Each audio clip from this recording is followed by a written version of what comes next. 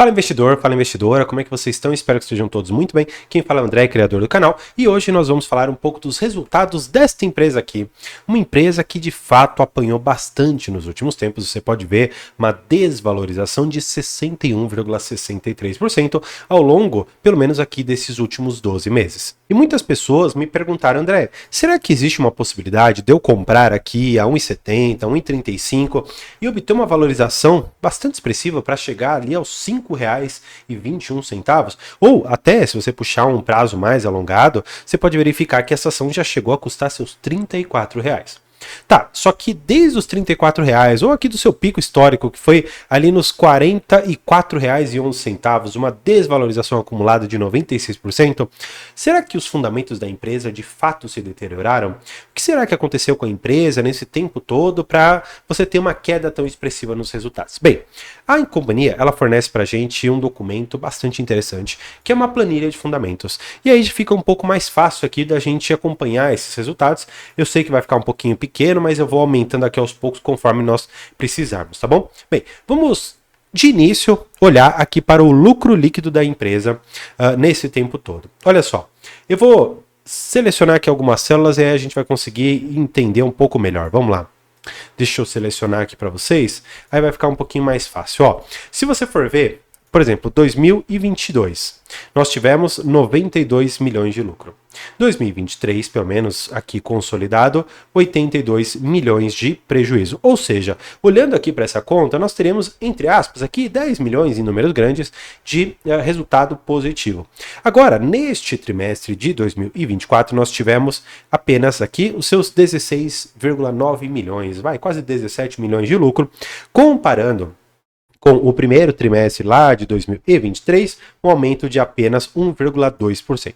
Tá. André, olhando para tudo isso daqui, eu já consigo mais ou menos imaginar o que está acontecendo com a empresa. Bem, vamos olhar um pouco mais para trás. Eles trazem aqui a DRE histórica, né? A gente consegue puxar tempos um pouco mais alongados, tá? Então vamos fazer o mesmo exercício. 2023, 2022, vamos lá, vamos para trás. Porque ó, você viu que lá em 2020 a cotação estava muito boa, estava lá batendo seus R$40. Então vamos aqui, ó, 2020 é o último que ele deixa. Ó, 2020. Vamos pegar o lucro líquido da controladora. Ó, 392 milhões de reais. 2021, 365 milhões de reais.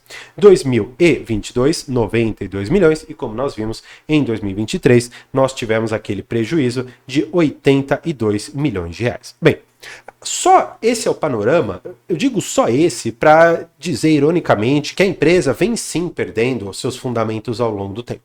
André, só para eu entender um pouco melhor o que essa empresa faz. Bem, basicamente ela é uma intermediadora entre a pessoa física ou um grupo, talvez uma pessoa jurídica lá que vai contratar com a Qualicorp, junto ali a um plano de saúde. Por que acontece? Muitas das vezes você individualmente não consegue ir lá e fazer o contrato com um plano de saúde. Individualmente talvez eles não vendam, eles vendam mais ali planos empresariais ou planos acabam sendo individualmente ali talvez muito caros. O que a Qualicorp faz? Ela pega um número grande de seguros e ela compra tudo isso. E ela coloca ali para vender. Só que ela compra o direito, vamos dizer assim, de intermediar essa operação. E o que acontece? A Qualicorp, e aí qual é o ponto que eu particularmente tenho maior receio na empresa, é que, de um lado, na parte do consumidor, ela depende muito de PIB, de crescimento da população em termos financeiros. Por quê? Um plano de saúde não é barato. Se você for pegar um plano talvez intermediário, custa ali os seus 800, 900 reais. Planos mais caros, claro, a depender da idade, por favor, compreenda aqui os parâmetros, para pessoas ali na faixa dos seus 20 até mais ou menos uns 40 anos, planos um pouco melhores, já vai começar a pagar 1.500 até R$2.000. Planos muito bons serão acima de 2.000 e aí o céu é o limite. Já vi planos custarem ali seus R$5.000 por mês, claro, com inúmeros diferenciais, mas isso daqui não é o importante. O que acontece?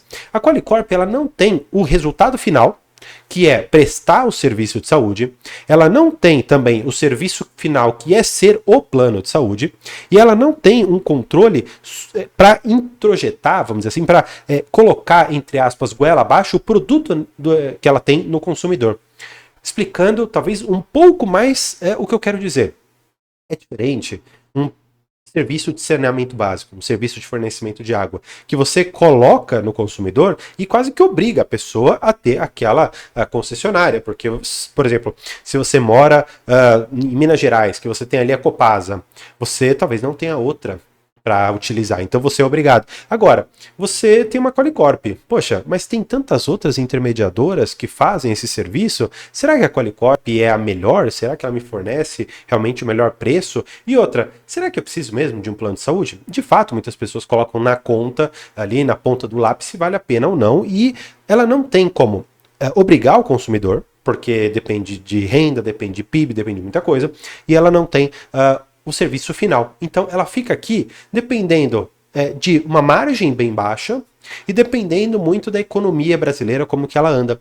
E se você for pegar lá de 2020, com uma taxa Selic, e 2021 também, com uma Selic baixa ainda, na casa ali dos seus 2%, 6%, de fato, nós tínhamos uma economia muito mais pujante, tinha muito dinheiro na economia, porque com os benefícios naturalmente devidos, dados ali na época da pandemia, nós tivemos muito dinheiro e as pessoas fizeram a contratação desses planos. Posteriormente, com a economia voltando ao normal e a situação sanitária também voltando ao normal, muitas pessoas deixaram de aderir a esses planos e as pessoas que tinham, algumas até acabaram saindo. Tanto é que você vê um indicador chamado churn, que basicamente é o cancelamento, você vê que a Qualicorp tem um cancelamento alto, tá bom? Bem, você viu tudo isso aqui. Os resultados, em geral, deteriorando. No entanto, eu quero mostrar para vocês isso daqui, que eu particularmente fiquei até, vamos dizer assim, estarrecido com esses números aqui. Você pode ver o fluxo de caixa. Isso daqui é extremamente importante o investidor conhecer. Se você quiser ter aulas a respeito de fluxo de caixa, conheça a nossa área de membros, vale muito a pena, porque você vai saber ler isso daqui de uma forma bastante clara, tá bom? Bem, no geral, o que eu quero mostrar para vocês são essas últimas linhas, tá bom?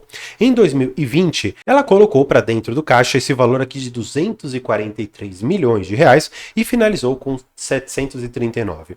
Em 2021, ela gerou 13 milhões de caixa e colocou 752. Maravilha!